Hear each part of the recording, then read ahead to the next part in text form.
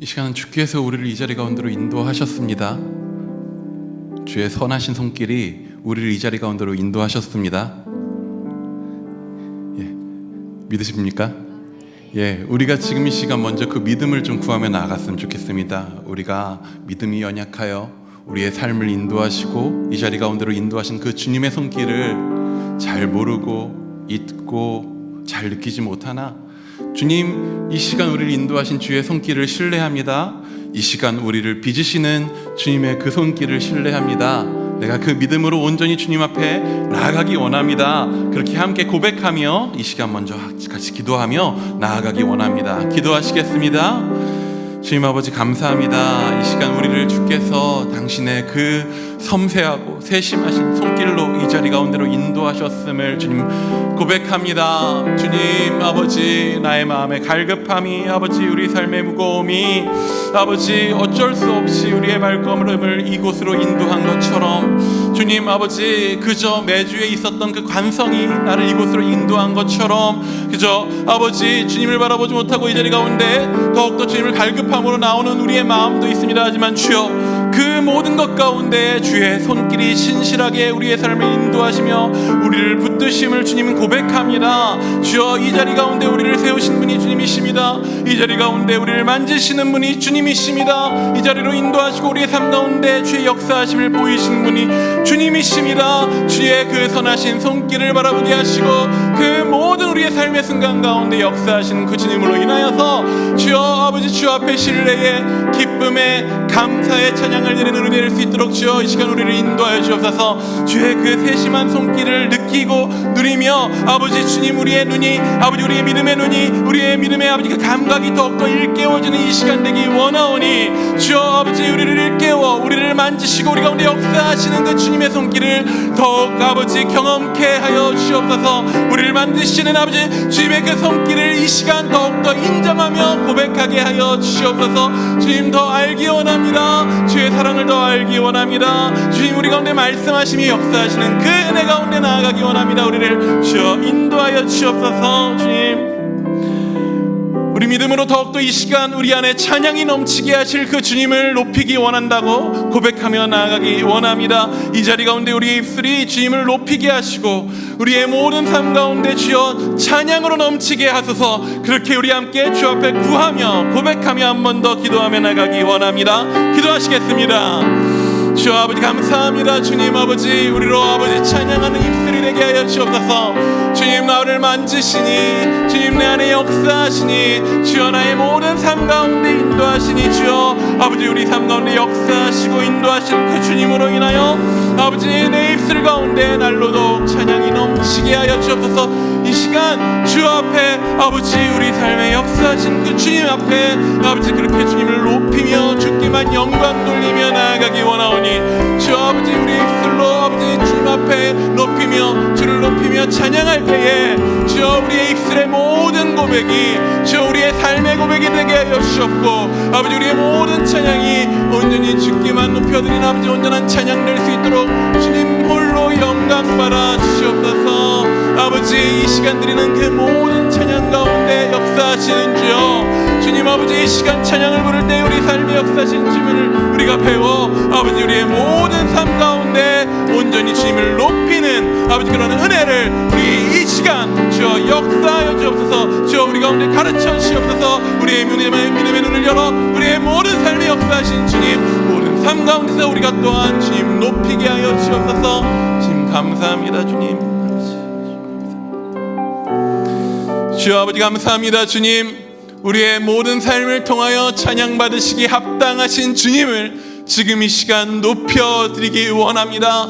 주여 우리의 입술을 열어 그 한마디 한마디 찬양의 고백으로 주님을 높일 때에 우리로 주님을 더욱더 알게 하시고 우리 안에 주님 보이시는 그 주님의 은혜와 사랑 안에서 우리 안에 더 벅찬 찬양과 고백과 기도로 주 앞에 나아가게 하여 주시옵소서. 우리의 모든 삶이 찬양이 되게 하신 주님 감사합니다. 역사하신 주님 감사합니다.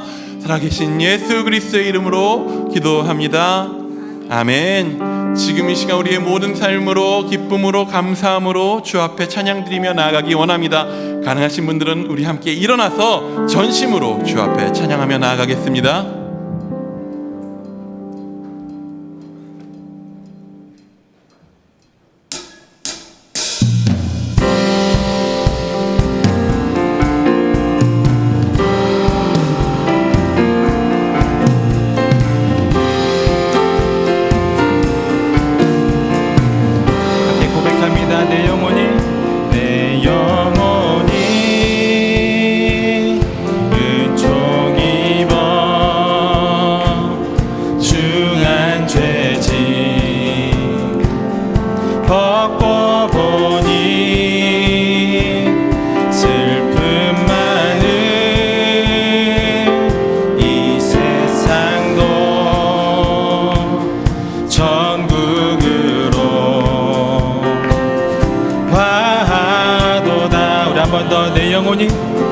내 영혼이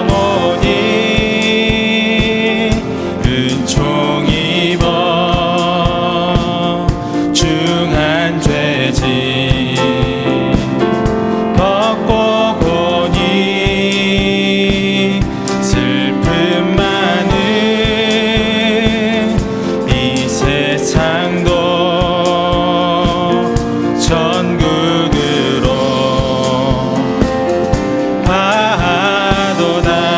할렐루야 할렐루야 찬양하세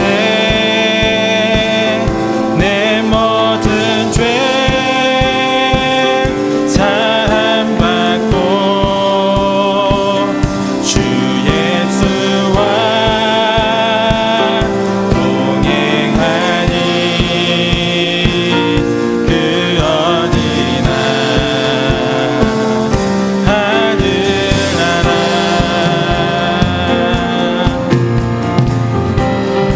고백합니다.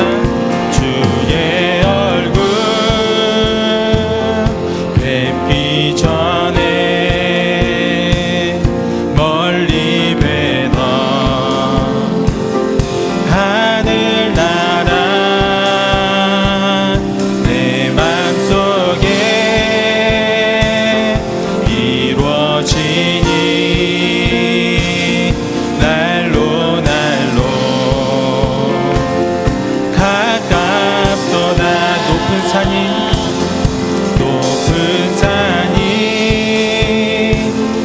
거친 들이 조망이나 궁궐이나 내 주 예수 오신 곳이 그 어디나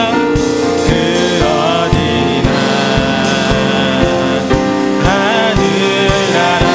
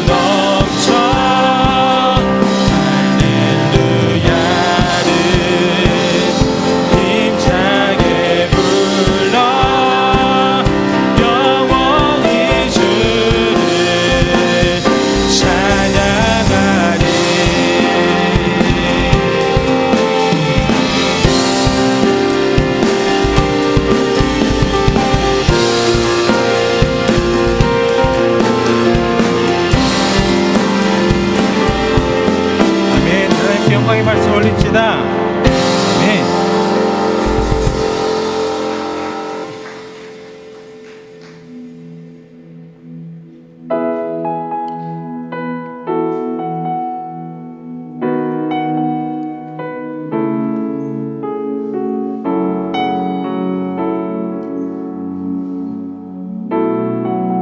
은혜로 날 보듬으시고 은혜로 날 보듬으시고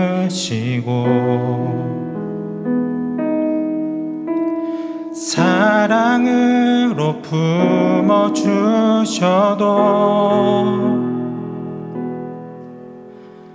내 마음 한 자락도 지키지 못하는 이 모습 부끄럽습니다.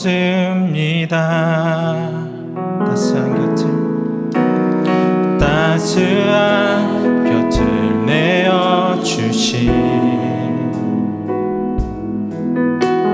주님 앞에 나아갑니다.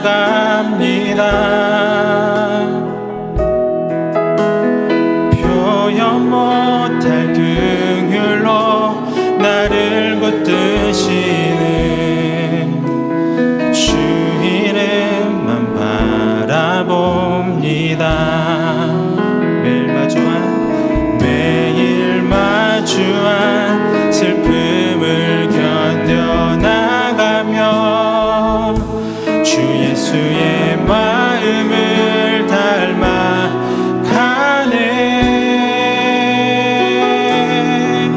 두려운 걸음마다 주가 동행하니 주지하며 오늘을 건네.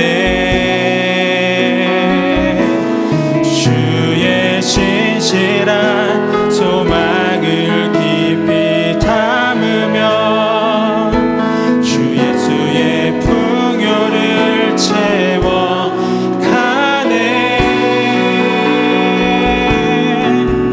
하나님의 자녀로 명예 지켜가며 깊어진 삶을 주께 드리네.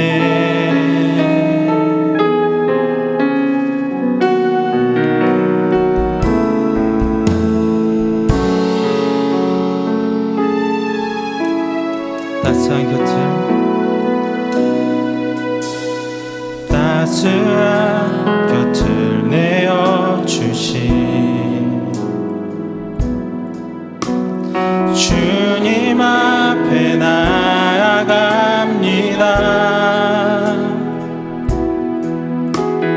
표현 못할 긍휼로 나를 붙드시는 주 이름만 바라봅니다. 매일매일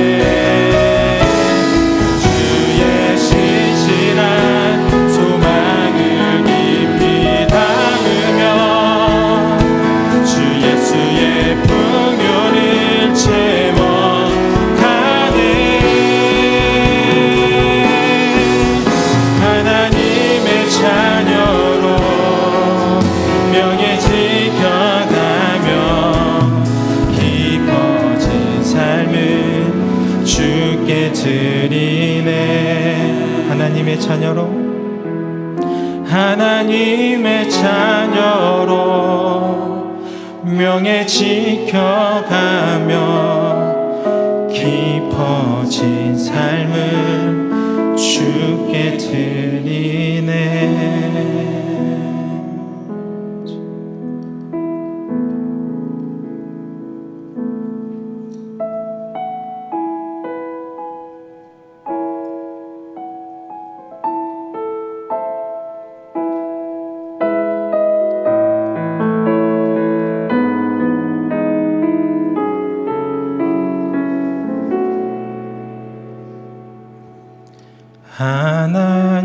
하나님은 너를 지키시는 자, 너의 우편에 그늘 되시니 낮의 해와 밤의 달도 너를 해치 못하리.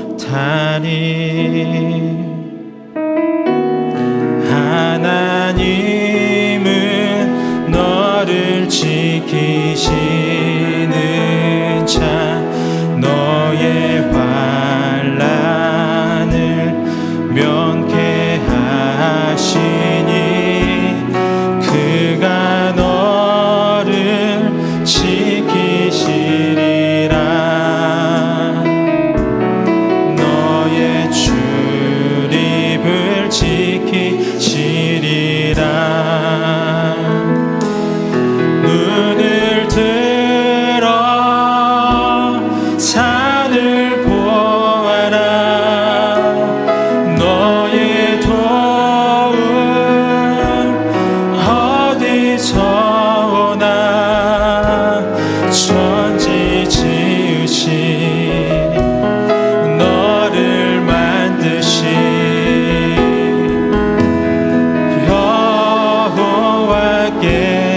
여호와께로다. 아멘. 하나님은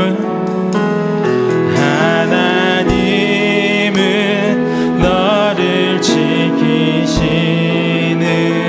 자, 너의 우편에 그늘 되시니 낮의 해와 밤의 달도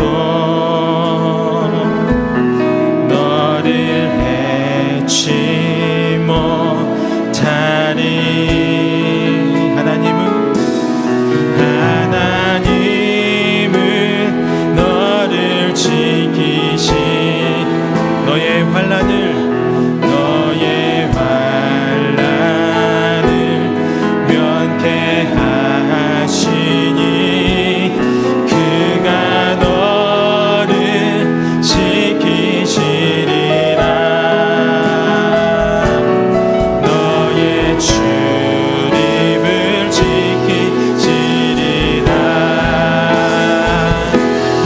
눈을 들어 산을 보아라.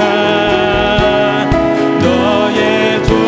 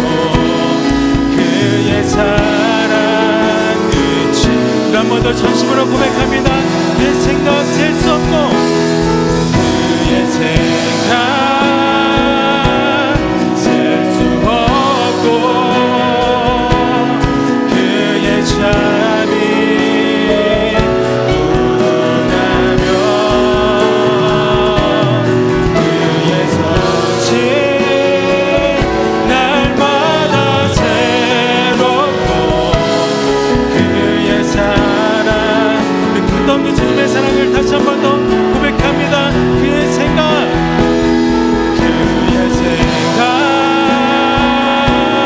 셀 수 없고 그의 자비 무궁하며 그의 성실 날마다 새롭고 그의 사랑 끝이 없단다. 그의 사랑 끝이 없단다. 그의 사랑 끝이 없단다.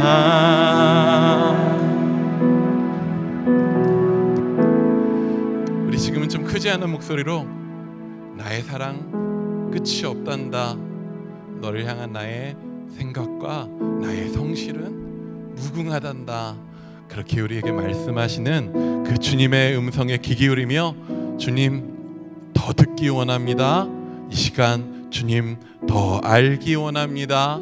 그렇게 우리 작은 소리로 주님 앞에 고백하며 이 시간 같이 기도하며 나가기 원합니다. 기도하시겠습니다. 주님 아버지 감사합니다. 주님.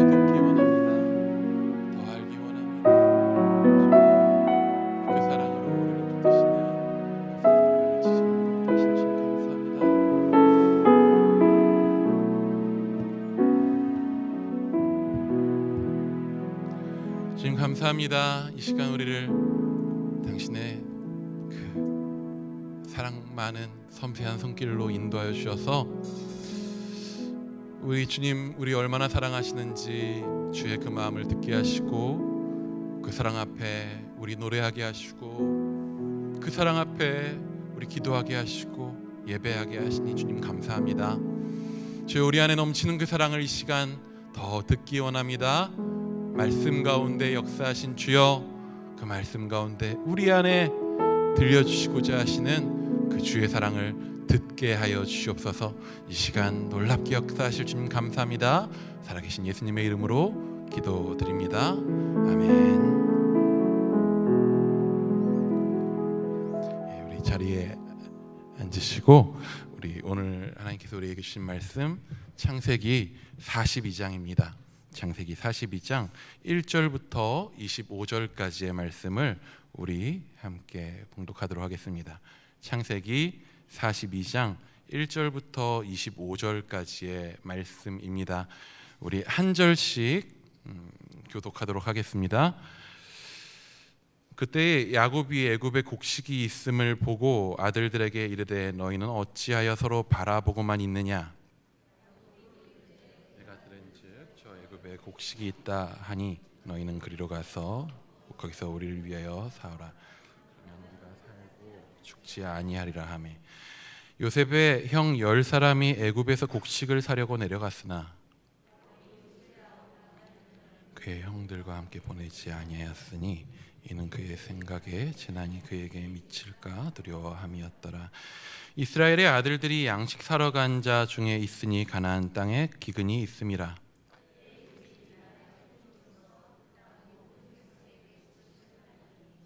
요셉의 형들이 와서 그 앞에서 땅에 엎드려 절하매 요셉이 보고 형들인 줄을 아나 모르는 체하고 엄한 목소리로 그들에게 말하여 이르되 너희가 어디서 왔느냐? 그들이 이르되 곡물을 사려고 가나안에서 왔나이다. 보지 못하.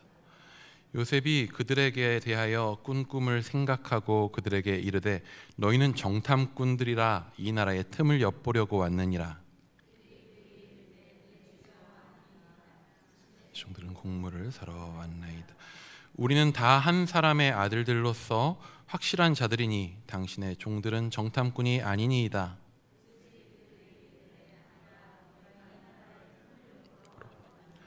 그들이 이르되 당신의 종 우리들은 12 형제로서 가나안 땅 한 사람의 아들들이라.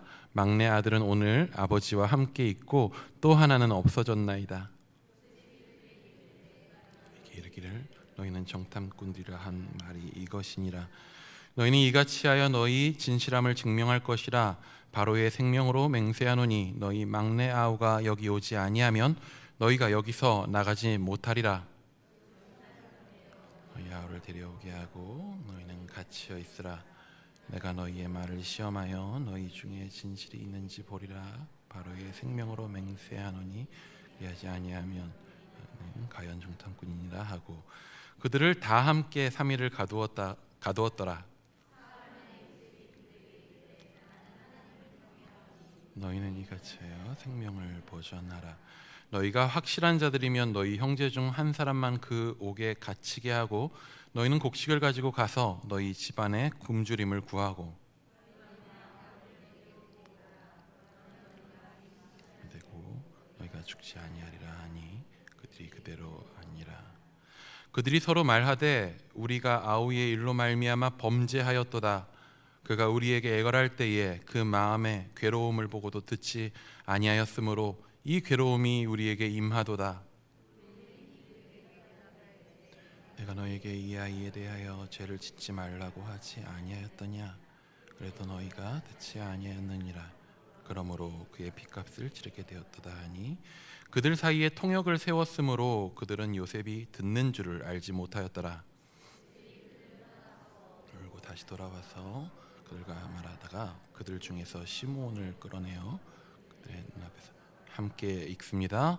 명하여 곡물을 그 그릇에 채우게 하고 각 사람의 돈은 그 자루에 도로 넣게 하고 또 길 양식을 그들에게 주게 하니 그대로 행하였더라. 아멘. 잘 쉬고 돌아왔습니다. 쉼이 참 중요합니다. 예, 금요일 하루를 열심히 달렸는데 안 피곤해요.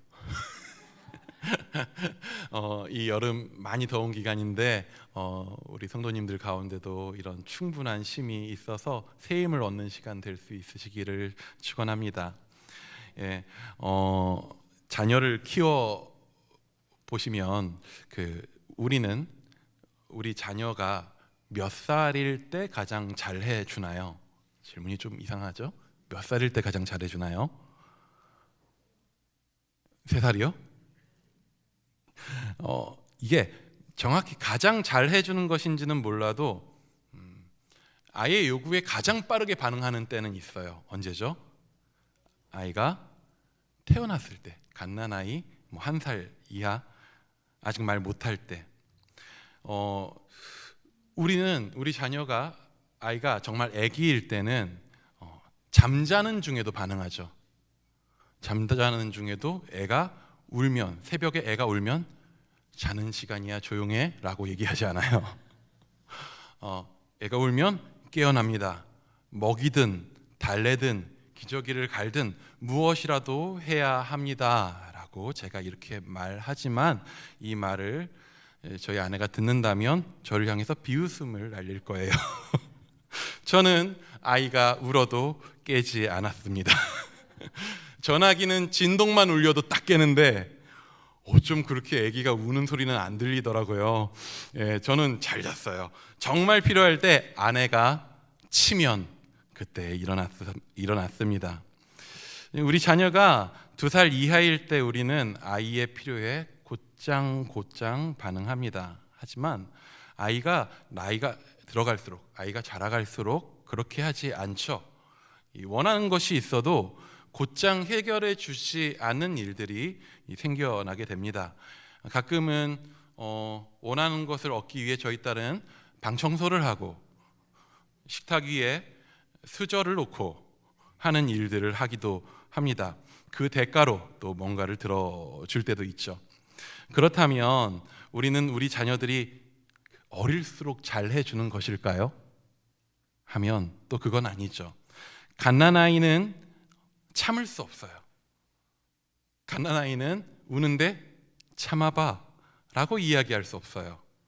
그 아이의 요구가 있을 때 우리가 어떻게든 그 필요가 무엇인지를 확인하고 곧장 채워줘야 합니다. 하지만 아기가 자라서 어린이가 되면 그 어린이가 필요한 무언가를 곧장 채워주는 것보다도 그 아이가 그것이 채워지기까지 기다리는 것, 그리고 그 기다리는 시간을 참아내는 것, 그리고 무언가를 얻기 위해서 가끔은 또 수고하는 것이 그 아이에게 있어서는 그 아이가 당장 필요로 하는 것보다 훨씬 더 유익한 것이기 때문에 우리는 아이를 기다리게 하죠. 그걸 할 수 있고 배울 수 있는 나이가 되었기에 곧장 무언가를 채워주지 않는 것이겠죠. 어떻게 아이가 그럴 수 있습니까? 아이가 성장했기 때문이죠. 성장이라고 하는 말은요, 다른 한편으로 이렇게도 이야기할 수 있을 것 같아요. 그런 면에서 기다릴 수 있는 능력, 참아낼 수 있는 능력. 그래서 우리는 위기와 문제의 상황에 있는 자녀를 종종 자주 가만히 지켜보면서 우리도 참으면서 기다리기도 하죠. 그래야 그렇게 자라가기 때문입니다. 오늘은 믿음의 가정 가운데 닥친 위기의 상황을 우리가 보게 됩니다. 어떤 위기가 닥쳤냐 하면 오늘 본문의 배경을 단 한마디로 하면 뭐냐면 흉년이죠. 흉년입니다. 7년이나 지속되는 정말 대흉년입니다. 여러분, 흉년이 뭐죠? 흉년이 무엇입니까? 곡식이 자라지 않는 거예요. 식물이 말 그대로 먹을 것이 자라지 않는 것입니다. 땅이 먹을 것을 내지 않는 것입니다. 이를 창세기의 창조의 관점에서 보면 어떻게 되냐면요, 하나님께서 세상을 창조하실 때에 땅을 물 가운데서 드러나게 하셨어요. 그리고 그 위에 생명들이 생육하고 번성하게 하셨습니다. 이게 바로 하나님께서 이 땅의 모든 피조물 가운데 주신 복이에요. 생육하고 번성하는 것. 그런데 그 생육과 번성에 있어서 굉장히 중요한 약속이 하나 있어요. 그게 뭐냐 하면 바로 창세기 1장 11절에 하신 말씀입니다. 우리 창세기 1장 11절 말씀 한번 같이 읽어보겠습니다. 시작. 하나님이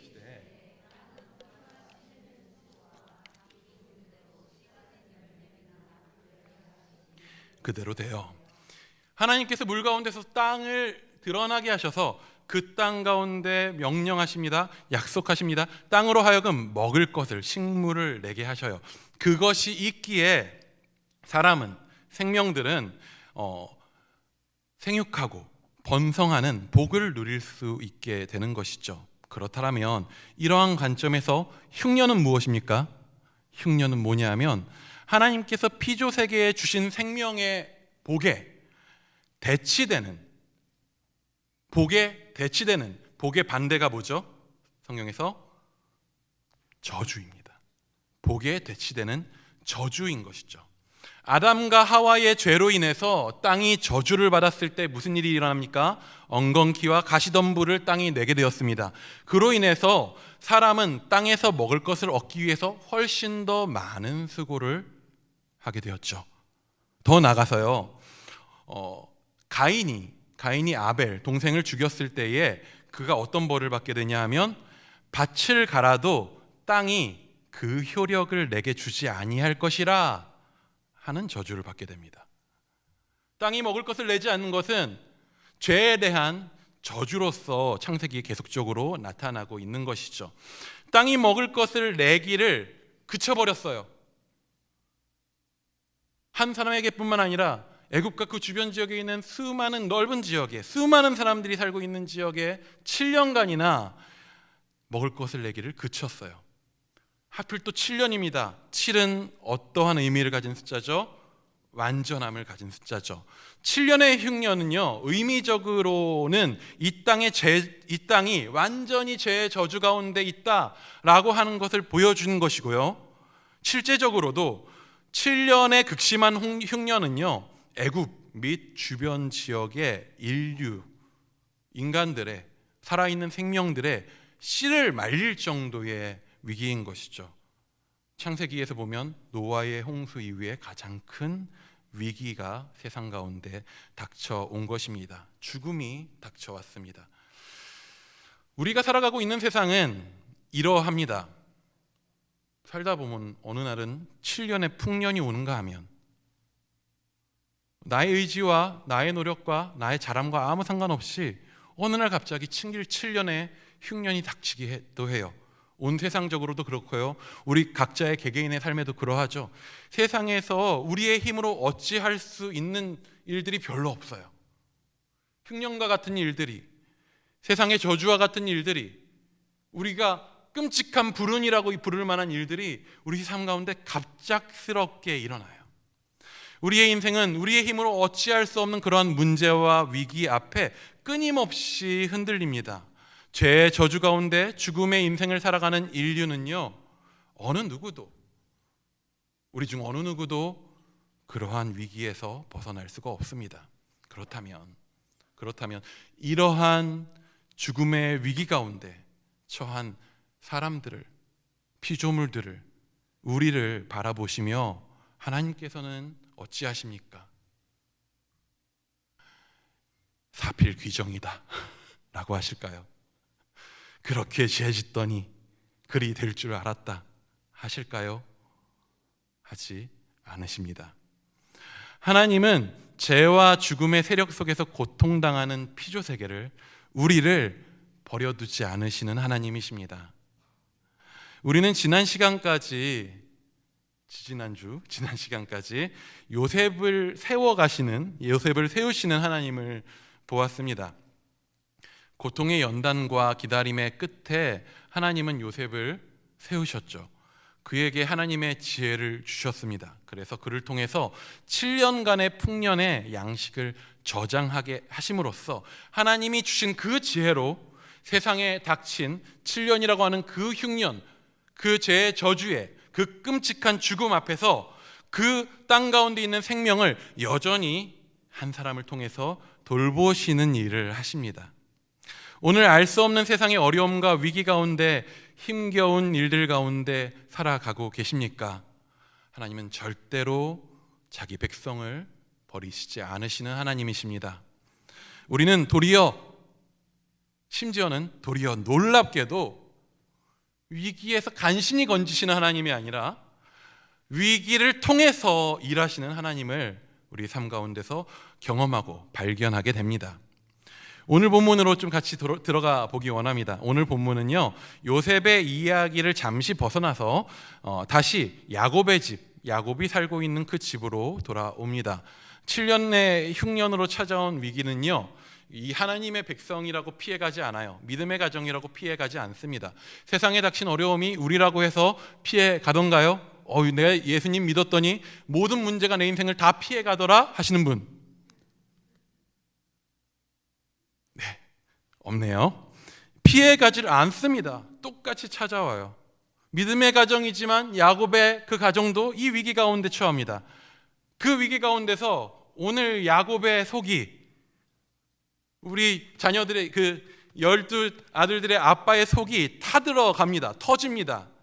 왜 야곱의 속이 오늘 터지고 있냐 하면, 듣자 하니까 보니까 애굽에 가면 양식이 있대요. 야곱이 소문을 들었습니다. 지금 이러다가 굶어 죽을 상황이잖아요. 온 가족이 다 함께 사이좋게 굶어 죽을 상황에, 그런 상황이면 어떻게든 저 젊은 아들들이, 저 자식들이 양식이 있는 곳에 찾아가야 할 텐데, 이 야곱의 속이 왜 터지냐 하면 오늘 본문 1절 말씀입니다. 함께 같이 읽어볼게요. 시작.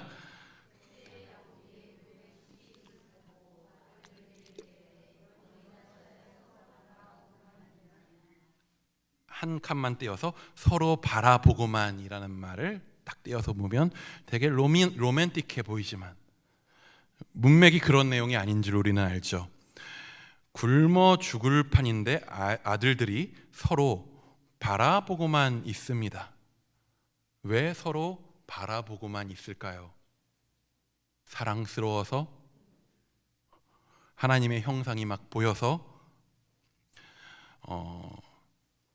이렇게 얘기할 수 있을 것 같아요. 오늘 예배 끝나고 1층에 그 쓰레기 치울게 있어서 여러분 2명만 지원해 주시기 바랍니다 라고 딱 제가 얘기했는데 아무도 손을 들지 않고 서로 바라만 보고 있는 거예요. 그때 바라보면 무슨 바라봄일까요? 내가 하리? 라고 하는 것입니다. 지금 이 위기의 상황에, 이 어려움의 상황에 이 아들들이 내 책임이야? 내가 해야 돼? 나만 해? 라고 서로만 바라보고 있는 거예요.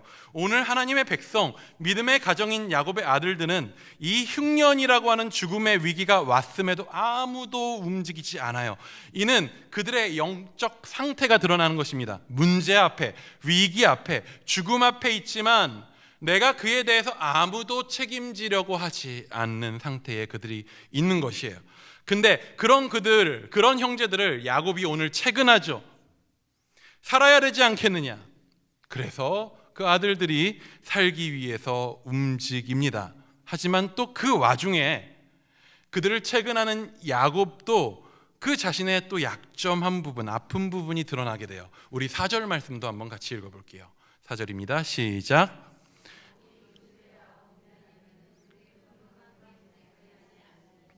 이는 그의 생각에 재난이 그에게 미칠까 두려워함이었더라. 베냐민은 안 보냈어요. 형들 10명만 보냈어요. 왜요? 그에게 재난이 미칠까 봐. 그럼 10명은 재난이 미쳐도 이겨내는 친구들인가 봐요. 가 아니라 사실 이게 어찌 보면 당연한 일이죠. 왜 그렇습니까? 베냐민 누구 아들이에요? 라헬의 아들입니다. 라헬, 야곱이 유일하게 사랑했던 한 여인 라헬, 이미 죽어서 없어져 버리는 그 라헬을 통해서 태어난 아이가 둘이 있었네요. 하나가 베냐민이었고 또 하나가 누구죠? 요셉이었는데 그 요셉을 잃었단 말이에요. 요셉이 죽은 줄로 알고 있단 말이에요. 그러니까 라헬의 흔적은 이제 베냐민밖에 없어요. 그를 보낼 수가 없어요. 그러한 야곱의 마음을 아들들도 인정하는 것 같아요. 툴툴거리지 않고 그 10명이 갑니다. 보면요, 위기는 우리를 되게 힘들게 하지만 위기가 주는 굉장히 중요한 장점들이 있어요. 위기는요, 우리의 무력함과 연약함을 드러냅니다. 이게 무슨 장점이냐 라고 하실 수 있겠지만, 여러분 별일 없이 신앙생활 할 때는요, 내 믿음이 어떤지 우리는 몰라요. 그냥 쭉 예배 드리고 쭉 신앙생활 하니까 나 괜찮지, 내 상태 괜찮지 라고 생각하기 쉬워요. 예전에 그런 말이 있습니다. 그냥 주일만 딱 출석하면서 신앙에 아무런 성장 없이 그저 썬데이 크리스천으로 왔다 갔다만 신앙 없이 그렇게 하는 사람은 절대 사탄이 건들지 않는데요. 왜 그럴까요?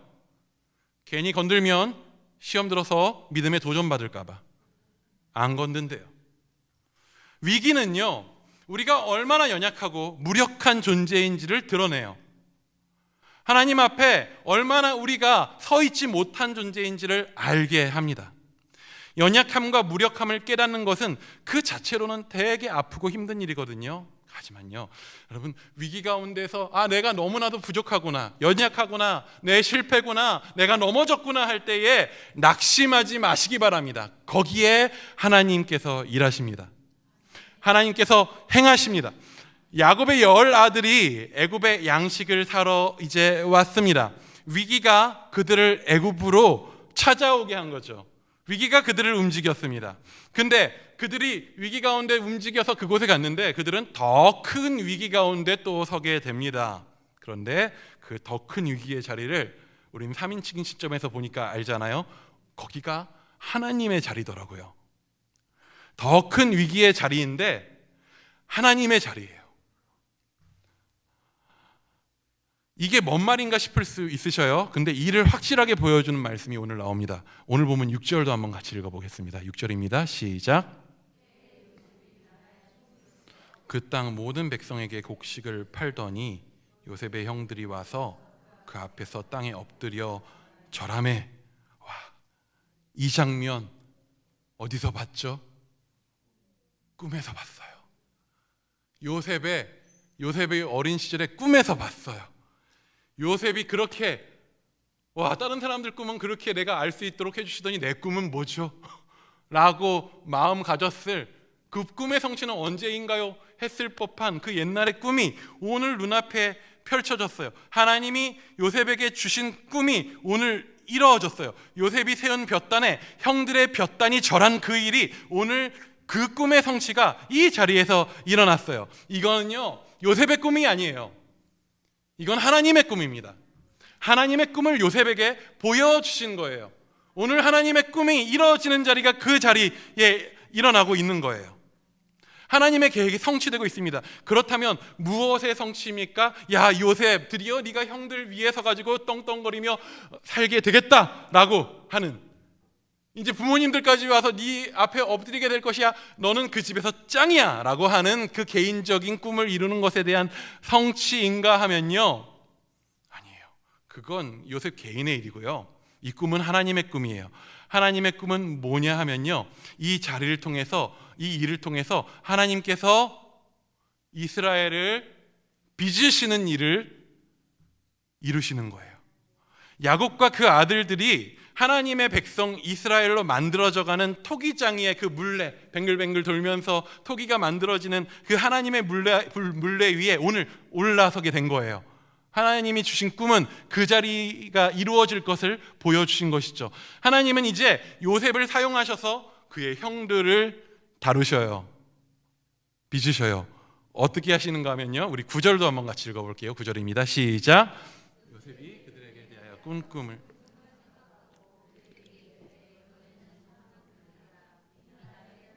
엿보려고 왔느니라. 형들이요, 일단 총리가 된 요셉을 못 알아봐요. 원래 모든 드라마는 그렇습니다. 점 찍고 나타나면 몰라봐요. 몰라봐요. 아니, 일단 총리가 될 거라고 상상도 못했을 거니까요. 그러니까 못 알아보니까 요셉이 다짜고짜 형들을 모함합니다. 정말로 거짓말로 모함해요. 너희들 정탐꾼들이지, 막 모함합니다. 이제 단순하게 생각하면, 야, 이제 요셉이 형들에게 복수를 시작하는구나, 저렇게 몰아가는구나, 너들 잘 만났다 하는 이 요셉의 복수가 시작됐구나 라고 생각할 수도 있지만, 자세히 보면 아닐 거예요. 만약에 그 복수의 시작이라고 한다면 요셉은 자신을 굳이 감출 필요가 없어요. 복수가 목적이라면 내가 누군지를 밝혀야 진짜 복수가 시작되는 거니까요. 예, 복수가 목적이었으면 애초에, 야, 오늘 내 꿈이 드디어 이루어졌다, 앞에 봐라, 야, 이 형 놈들아, 형님 아니고 형 놈들아, 다 죽었다 했을 건데 그렇게 안 하고요, 요셉이 과거에 자기가 꿨었던 그 꿈을 생각하면서, 기억하면서 자신을 감춰요.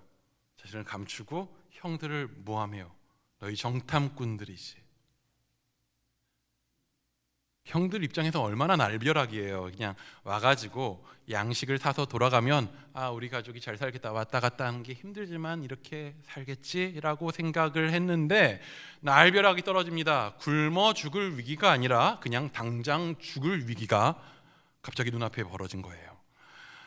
요셉 왜 이랬을까요? 요셉은 왜 형들에게 자신을 감추면서 그들을 굳이 정탐꾼으로 모함하면서 몰아갔을까요? 요셉에게 어떤 지혜가 주어졌길래 형들을 위기로 몰아가는가라고 하는 것에 대한 구체적인 모든 이유를 성경이 있는 그대로 설명해 주진 않습니다. 다 알기는 어려워요. 시험해보고자 함이었을 수도 있고요. 내용을 보면은 형들을 시험해보고자, 또는 제가 생각하기에는 하나님이 주신 지혜로 형들을 이렇게 다뤄가야 되겠다라고 하는 방법들이 떠올라서 그렇게 했을 수도 있습니다. 근데 이유가 어찌되었든 오늘 요셉이 한 이 행동을 통해서 야곱의 아들들에게 주어진 위기는요, 그들에게 분명한 결과를 하나 만들어줍니다. 우리 13절도 한번 같이 읽어보겠습니다. 시작. 12형제로서 가나안 땅 한 사람의 아들들이라. 막내 아들은 오늘 아버지와 함께 있고 또 하나는 없어졌나이다.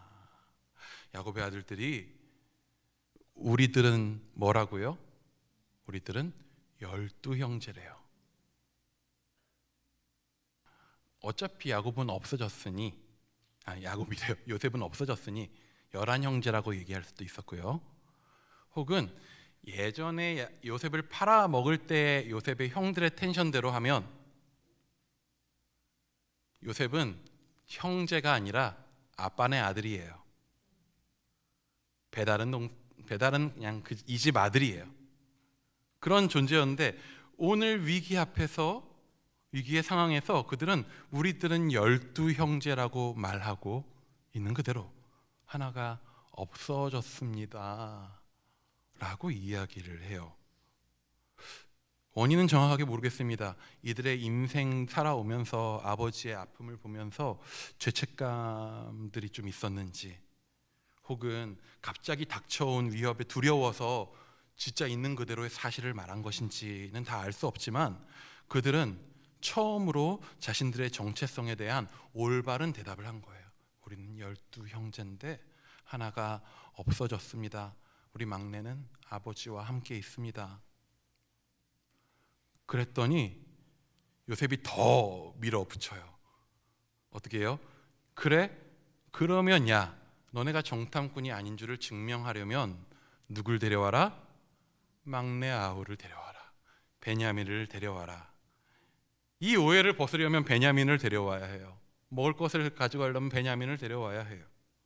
하지만 베냐민을 데려오겠다라고 하면 누가 막을까요? 아버지가 막겠죠. 야곱이 막을 거란 말이에요. 당연히 막겠죠. 그 막는 아버지의 아픔과 그 마음을 아들들이 모를 수가 없어요. 어떻게 아버지 앞에 막내 아들 데리고 가야 되는데요? 쉽게 말할 수가 있겠습니까? 그들은 모두 알아요. 베냐민이 야곱에게 어떤 의미인지를. 굶어 죽을 위기에 10명의 형제들을 보내는 와중에도 베냐민은 보내지 않았어요. 베냐민은 그 존재 자체로요, 야곱의 남은 생명이었어요. 형제들은 자신들이 저지른 범죄로 인해 야곱이 어떤 고통을 당했는지를 보고 살아왔습니다. 베냐민을 데려온다는 것은 그 고통을 다시 끄집어내서 소금을 치는 일이에요. 자기들이 저질렀던 악한 일들이 잊혀진 줄 알았는데 다시 지금 돌아온 것을 보게 되는 거죠. 그들은 이런 비극적인 위기 앞에서 어떤 말을 하게 되냐면요, 우리 21절도 한번 같이 봅니다. 함께 읽습니다. 시작. 범죄하였도다. 그가 우리에게 애걸할 때에 그 마음의 외로움을 보고도 듣지 아니하였으므로 이 괴로움이 우리에게 임하도다. 그들이 함께 처음으로 이런 고백을 했을 거예요. 뭐 각자들이야 마음속으로 그때 내가 잘못했나, 너무 심했나 생각할 수는 있었겠죠. 그래도 잊혀진 기억이에요. 묻어버려야 될 기억이에요. 그렇게 살아왔는데 이날 처음으로 아마 함께 모인 자리에서 우리의 범죄로 인해서 이런 일이 벌어졌다. 우리의 죄로 인해서 이런 일이 우리에게 돌아왔다. 우리가 동생의 애걸함을 보고 우리가 그를 외면했었다. 위기는요, 종종 죄인이 된 우리의 마음을 찢어요. 너무나도 고통스럽게 찢습니다. 근데 그게 너무나도 고통스러운 일이지만 그 일은 하나님의 메스가 우리의 몸을 가르는 순간입니다. 수술이 시작되는 순간이에요. 형들의 후회하는 말들을 들으면서 요셉이 처음으로 눈물을 흘려요. 숨어서 눈물을 흘립니다. 이 눈물의 의미는 무엇일까요? 아마도 형들이 서로 말하되 하며 우리의 잘못을 말하는 거 말고요, 처음에 1절에 나왔듯이 서로를 바라만 보고 있었다면, 나 때문이야? 라고 하고 있었다면, 너 때문에 라고 하고 있었다면 요셉은 눈물이 아니라 분노를 했을지도 모르겠어요. 말씀을 좀 맺으려고 합니다. 세상은요, 문제투성이입니다. 우리 힘으로 어찌할 수 없는 일들로 가득하죠. 정말로 그렇지 않습니까? 인류의 죄와 그로 인한 결과물들은요, 우리 서로를 계속적으로 덮쳐요. 근데 확실한 것이 있습니다. 우리 하나님은 그 모든 문제와 위기 위에 계신 하나님이셔요. 문제와 위기에 맞서 싸우시는 하나님 정도가 아니라요, 그 모든 문제와 위기마저도 그 위에서 그분의 지혜와 능력 안에서 우리를 그것을 통하여 새롭게 하시는 능력을 우리에게 보이시는 하나님이십니다. 저희 집안은요, 성주 도시 집안, 특별히 예천에 있는 우리 도시 집안은요, 매우 꼰대예요. 매우 강한 유교 집안이에요. 그 집에 우리 막내 아들이신 우리 아버지도 매우 강력하신 유교 집안의 아드님이셨어요. 우리 아버지도 그렇고 우리 어머니도 그렇고 결혼하고 저 낳고 나서까지도 단 한 번도 교회 다녀본 적이 없으시던 분들이었어요. 그런 분들인데 무엇이 우리 엄마를, 우리 어머니를 교회에 나가게 하셨냐 하면요, 제가 3살 때 심장병 때문에 수술을 받았어요. 그때 동네 아는 아줌마인데 집사님이에요. 그 집사님이 교회 목사님이랑 몇 분이랑 같이 와가지고 기도해 주셨어요. 제가 아프니까 저희 어머니가 교회 나가고 신앙생활을 시작하셨어요. 무엇이 우리 그 깐깐한 우리 아버지를 신앙을 갖게 했냐면요, 간경화가 너무 심해져가지고 식도에 혈관이 터져서 그 과출혈 때문에 의사가 오늘 넘기기 힘들 것 같습니다 라고 한 그날 밤을 넘기고 하나님을 알게 됐어요. 그 위기의 어느 한순간도 우리 안에 편했었던 순간은 없었고, 그 위기 앞에서 우리는 너무나도 힘겨웠었고 어려웠는데 하나님은 우리 가정에 있어서 가장 중요한 그 모든 순간을 그 위기들을 통하여서 이루시더라고요. 그것뿐이겠습니까? 우리의 삶 가운데 있는 수많은 위기의 순간들 위에서 하나님께서 그 지혜와 능력으로 우리의 삶을 빚어가신 순간들이 우리의 안에 많은 간증으로 있을 것입니다. 오늘도 동일하게 일하시는 하나님이신 줄을 믿습니다.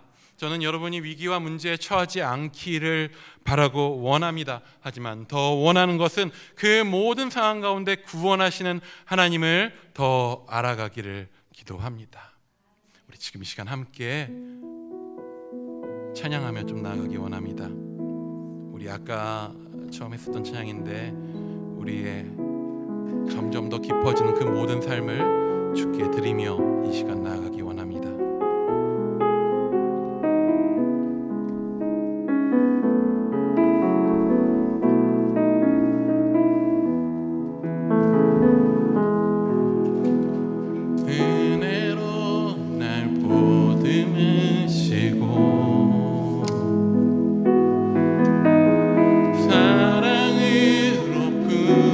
주셔도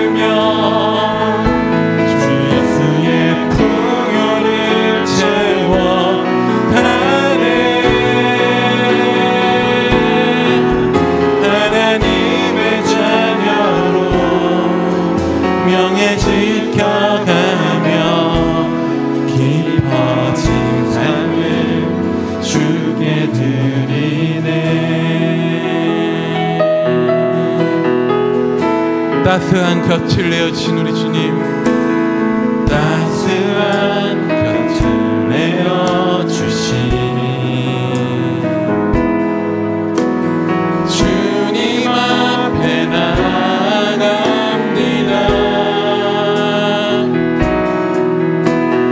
표현 못할 긍휼로 나를 붙드시는 주 이름만 바라봅니다. 매일 마주한 슬픔을 견뎌나가며 주 예수의 마음을 닮아가네.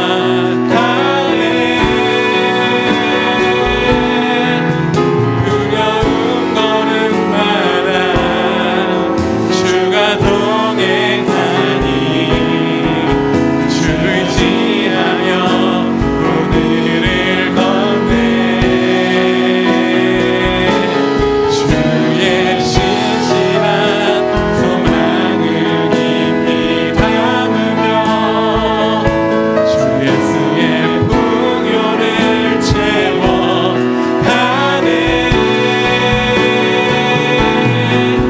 하나님의 자녀로 명예 지켜가며 이뻐진 삶을 매일 마주한 슬픔을 견뎌나가며 매일 마주한 슬픔을 견뎌 그 가운데서 주 예수의 마음을 닮아갑니다. 주 예수의 마음을 닮아가네. 두려운 걸음 주님께서 동행하십니다.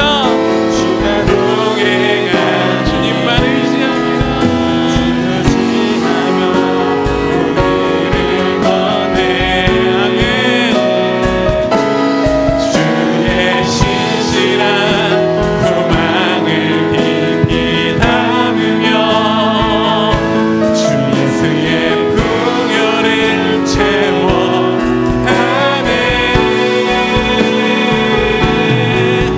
하나님의 자녀로 명예 지켜가며 이뻐진 삶을 우리 한 번 더 고백하며 나아갑니다.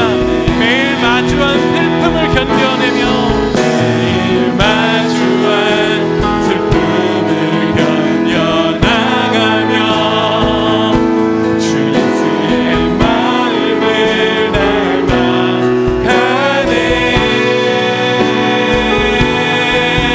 두려운 걸음마다 주가 동행하니 주 의지하며 오늘을 걷네. 아멘. 주의 신실한 소망을 깊이 담으며 주 예수의 풍요를 채워가네. 하나님의 자녀로 명예 지켜가며 이뻐진 삶을 주게 드리네. 우리 마주한 삶의 위기들을 지금 우리의 마음, 우리의 생각하면 턱 하고 걸리는 그 무거운 짐을, 우리가 마주하며 걸어가고 있는 그 슬픔을 지금 이 시간 하나님 앞에 있는 그대로, 우리 들으시는 아버지 앞에 있는 그대로 고백하며 나아가기 원합니다. 무겁습니다 주님, 어렵습니다 주님. 하지만 그 가운데 주 앞에 부르짖습니다. 그 가운데 주님 계신 줄 믿습니다. 그 가운데 주님 살아계신 줄 믿습니다. 나의 모든 위기 가운데 역사하신 주님, 그 주님만 의지하며 주님 앞에 지금 이 시간 아뢰며 나아갑니다. 그렇게 고백하며 우리의 위기와 아픔과 슬픔들을 주 앞에 고백하며 기도하며 나가기 원합니다. 기도하시겠습니다.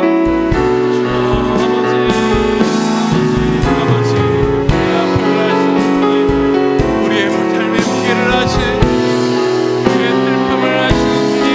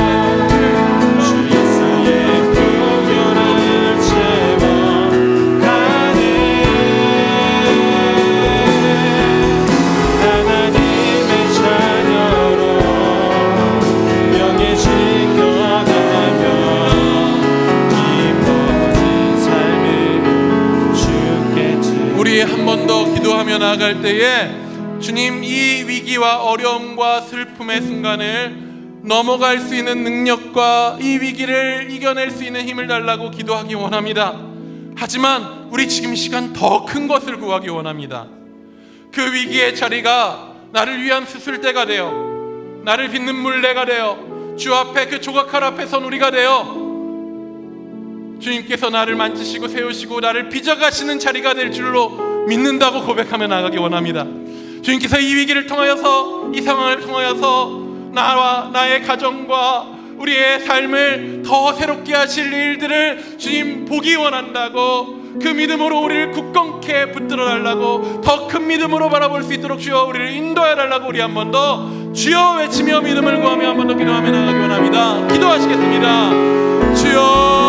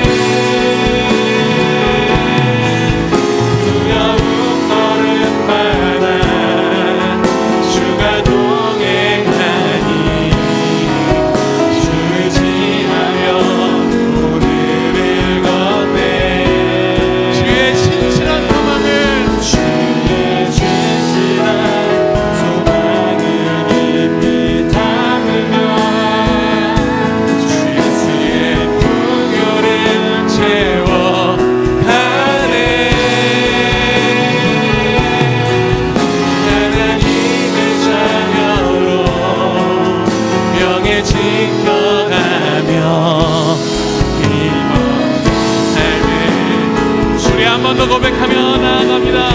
매일 마주한 슬픔을 견뎌나가며 주 예수의 마음을 닮아가네. 두려운 걸음마다 주가 동행하니 주지하며 오늘을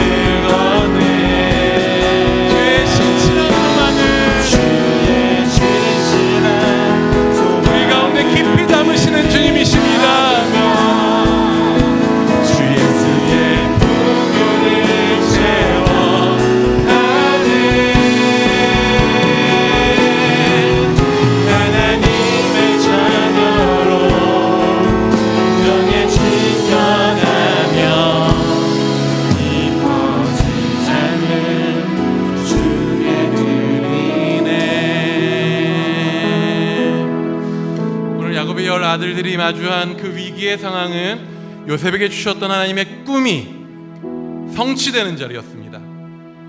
하나님의 꿈이 우리의 삶에 성취됩니다. 우리의 삶은 하나님의 꿈이 성취되는 자리입니다. 더 높은, 더 귀한 믿음을 우리 한 번 더 구하며 나가기 원하는데요, 오늘 우리의 삶의 위기와 어려움과 그 모든 순간을 통하여서도 우리의 삶을 통한 주의 놀라운 성취를 이루시는 주님을 내가 신뢰하며 나아갑니다. 그렇게 고백했으면 좋겠습니다. 예수 그리스도의 그 깊은 고난, 그 십자가의 고난이 하나님의 가장 놀라운 일의 성취의 자리가 되었던 것처럼 오늘 우리의 삶의 십자가의 자리가 놀라운 하나님의 꿈의 성취가 되는 그 자리가 됨을 우리가 다시 한번 믿음으로 바라보며 나아갈 수 있는 놀라운 믿음, 주님의 꿈이 나의 삶 가운데서 이루어지리라 하는 그 놀라운 믿음, 우리가 붙들며 주와 함께 걸어나가기 원한다고, 우리의 삶을 그렇게 주님 앞에 드리기 원한다고 우리 한 번 더 주여 외치며 기도하며 나아가기 원합니다. 기도하시겠습니다. 주여,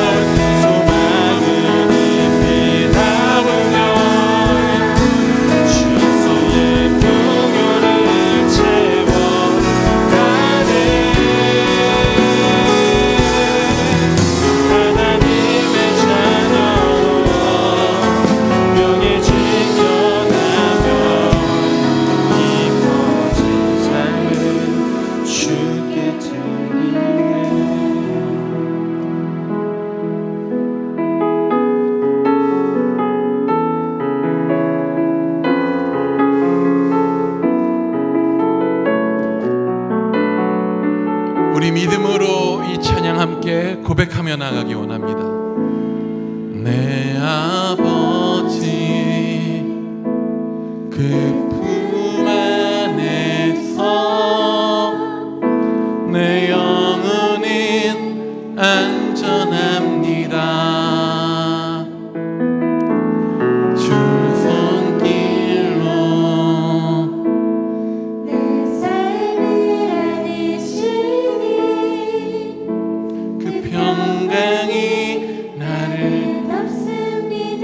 번 더 고백하며 나아갑니다. 내 아버지 그 품 안에서 내 영혼은 안전합니다. 주 손길로 내 삶을 안으시니 그 평강이 나를 덮습니다. 나 비록 넘어지며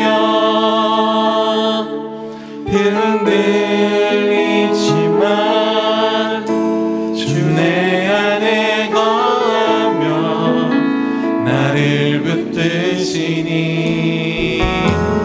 내 생각을 주께로 돌리고 주시는 평강의 옷을 입습니다. 주 약속 안에서 내 영혼 평안은 내 뜻보다 크신 주님에게 나 신뢰해. 두려움 다 내려놓고 주님만 의지해. 주 안에서 내 영혼 안전합니다. 나 비록 넘어지며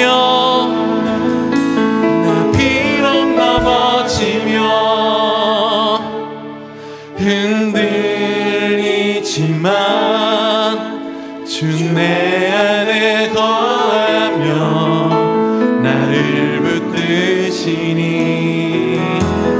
내 생각을 주께로 돌리고 주시는 평강의 옷을 입습니다.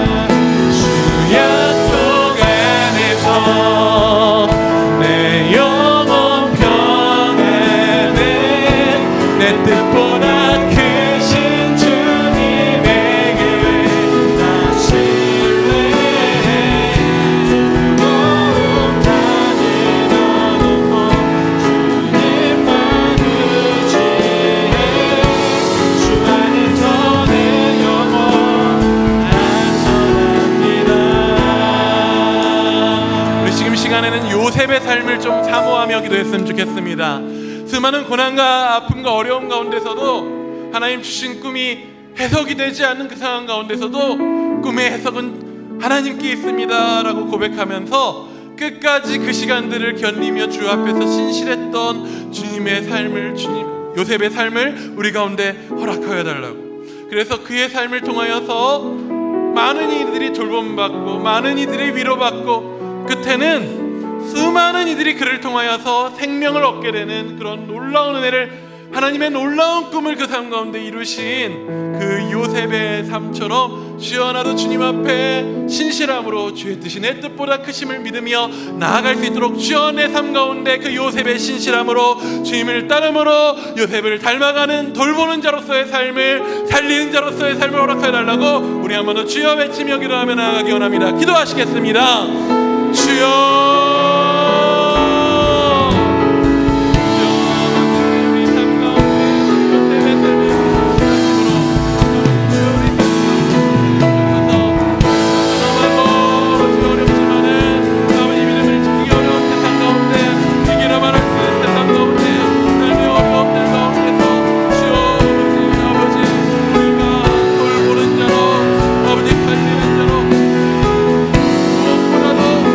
주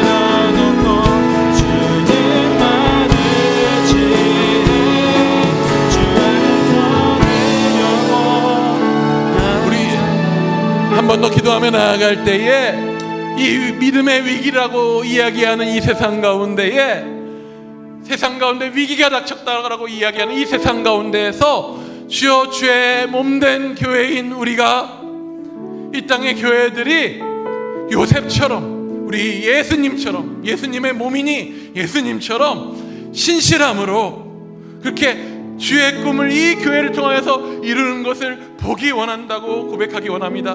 주여, 우리 교회를 통하여서 주의 놀라우신 꿈을 이루실 것들을 우리가 더욱더 소망하고 신실하게 그 자리 가운데서 지켜나가는 우리 주의 몸된 교회 되게 하달라고, 우리 되게 하달라고, 이 땅의 이민족의 교회를 되게 하달라고, 열방의 주의 몸된 교회를 되게 하달라고, 이 위기의 때, 이 어려움의 때 더욱더 신실하신 주님 따라가는 우리 교회 되게 해달라고 우리 한 번 더 주여 외치며 기도하며 나아가기 원합니다. 기도하시겠습니다. 주여, 주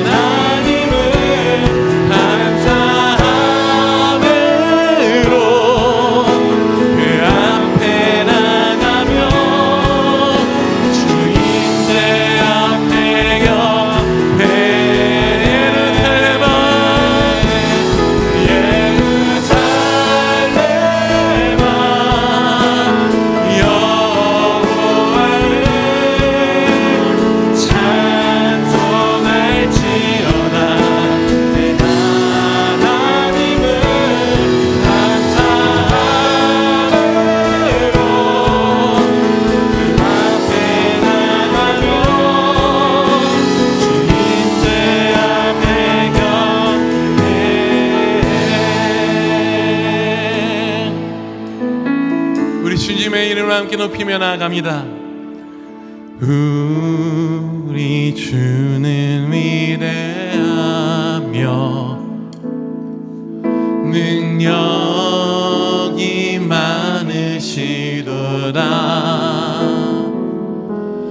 그의 지혜 무궁하며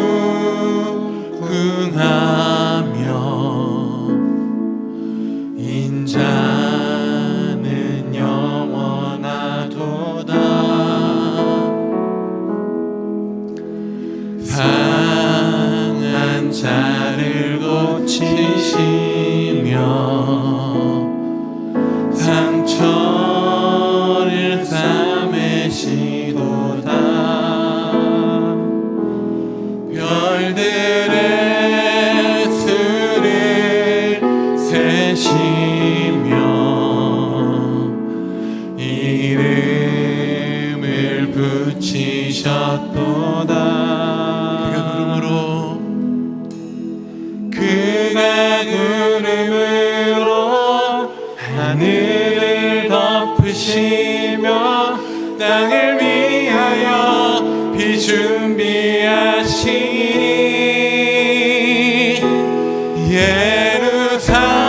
예루살렘아 여호와를 찬송할지어다. 내 하나님을 감사함으로 주 앞에 나가며 주인제 앞에 경배.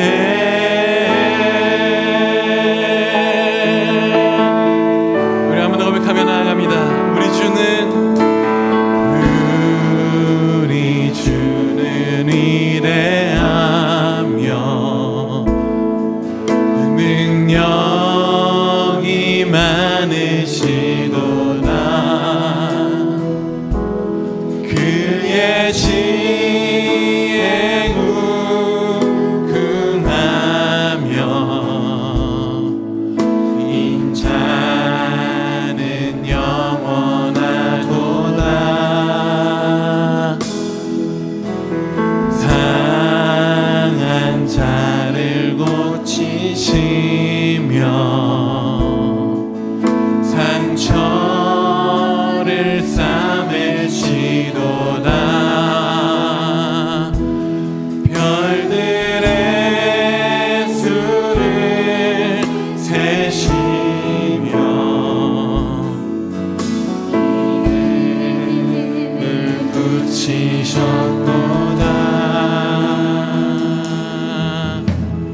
그가 구름으로 하늘을 덮으시며 땅을 위하여 비 준비하시니 그가 구름으로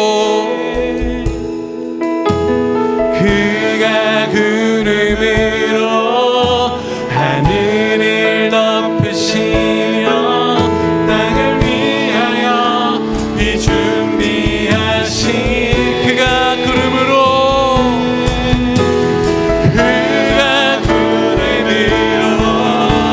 하늘을 덮으시며 땅을 위하여 비 준비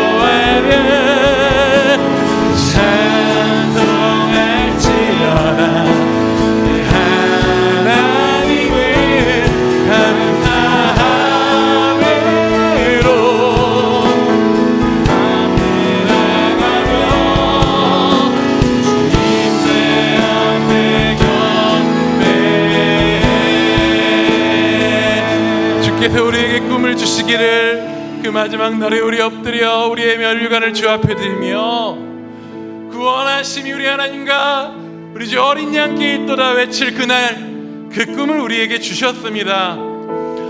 오늘 우리로 하여금 그 꿈 꾸게 하십니다. 주여, 우리 가운데 주의 이름이 거룩히 여김을 받으며 주의 나라가 임하며 주의 뜻이 하늘에서와 같이 이 땅에 이루어지는 것을 보게 하소서. 그렇게 기도하기 원합니다. 우리 지금 이 시간 마지막으로 기도할 때 우리의 삶에 그 놀라운 주의 나라의 임재가, 우리 교회의 그 놀라운 주의 나라의 임재가, 이 나라의 그 놀라운 주의 임재가, 온 열방 가운데 그 놀라운 주의 나라의 임하심이 가득히 이루어진 것을 주여 우리가 꿈꾸며 오늘 바라보며 나아가겠습니다. 우리 한번 결단하며 우리의 삶을 주 앞에 들며 우리의 각자의 기도 제목으로 우리 마지막으로 기도하며 한 번 더 주여 외치며 기도하며 나아가기 원합니다. 기도하시겠습니다. 주여